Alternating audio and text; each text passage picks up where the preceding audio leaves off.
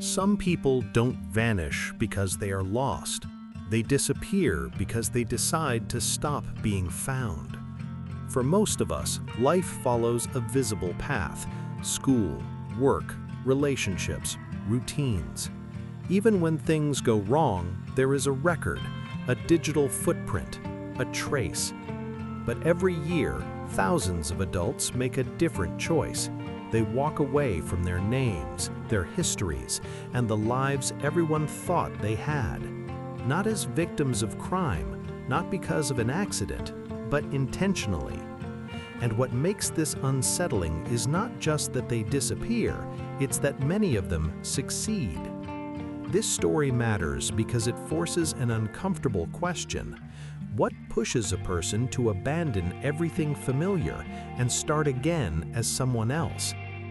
At first, these disappearances often look ordinary: a missed call, a late bill, a car left behind. Nothing dramatic, nothing that immediately suggests a final decision. But this is where things start to change. Most people who start new lives don't do it overnight. The decision builds quietly, over months or even years. To the outside world, they seem functional, responsible, present. Inside, something is already disconnecting. Many describe a growing sense of invisibility, not loneliness exactly, but the feeling of being trapped in a role they no longer recognize as their own, a job that defines them, a family expectation they never agreed to, a version of themselves that feels fixed and permanent. What happened next raised more questions than answers. In interviews conducted years later, some of these individuals describe a moment of clarity, not panic, not fear, calm. A realization that leaving was easier than explaining. This is a key detail. Disappearing is rarely about escape from danger. It is more often about escape from identity. Psychologists call this identity fatigue, when a person feels that who they are is no longer flexible, no longer negotiable. Every interaction reinforces the same expectations, the same mistakes, the same limitations. Starting over promises something powerful: anonymity, and anonymity offers relief. Without a name, there is no past to defend, no reputation to manage, no history to justify, just choices. But anonymity also comes at a cost.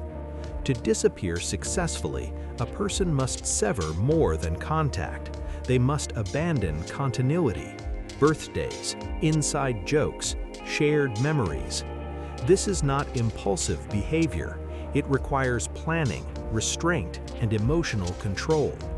But this is where the story becomes more complex. Many people assume those who disappear are running towards freedom. In reality, many are running from shame, financial failure, personal regret, a sense of having wasted time. Not crimes, but disappointments that feel irreversible.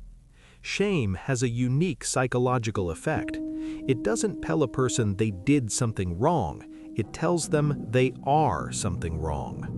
And when shame becomes identity-based, starting over feels like the only way to survive. But starting over does not erase internal patterns. What happened next raised more questions than answers. Studies of long-term disappearances show that many who successfully rebuild their lives recreate similar structures, similar jobs, similar relationships, similar stress. The external reset does not automatically produce internal change. This leads to a disturbing realization. Sometimes people don't want a different life, they want the same life without the memory. There is also the issue of control. In modern society, most aspects of life are documented, tracked, archived. Disappearing is one of the last acts of total personal control. For some, that control is intoxicating. They choose when to be known, when to speak, when to exist. No one is watching unless they allow it. But control can quickly become isolation. Without shared history, relationships remain shallow. Without truth, intimacy is risky. Every conversation carries a calculation. How much can I reveal? Over time, many report a constant low-level anxiety, not of being caught, but of being seen too closely. Because being seen risks being known, and being known risks becoming the person they tried to escape.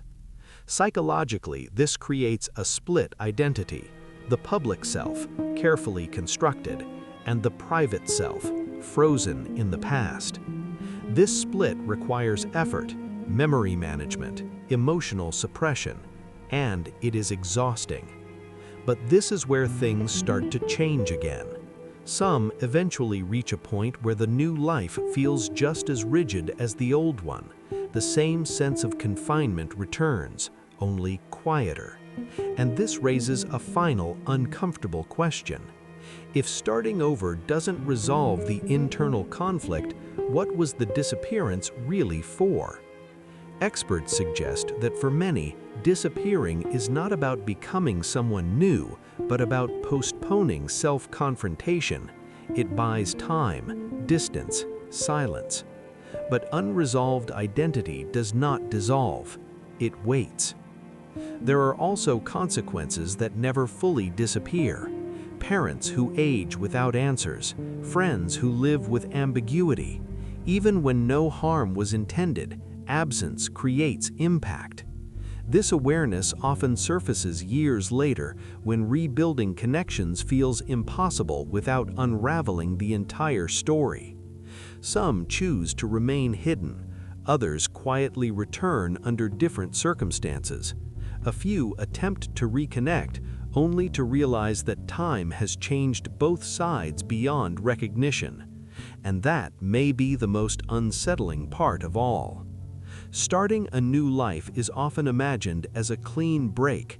In reality, it's more like a long detour that eventually leads back to the same questions, just asked in a different place. Because no matter how far someone goes, they still carry the same mind, the same emotional patterns, the same unresolved needs. So why do some people disappear and start new lives? Not because they are fearless, but because at a certain point, staying feels more frightening than leaving. And the final question is not whether disappearing is possible. It clearly is. The real question is this: if no one knew who you were tomorrow, would you finally feel free, or would you still be looking for yourself?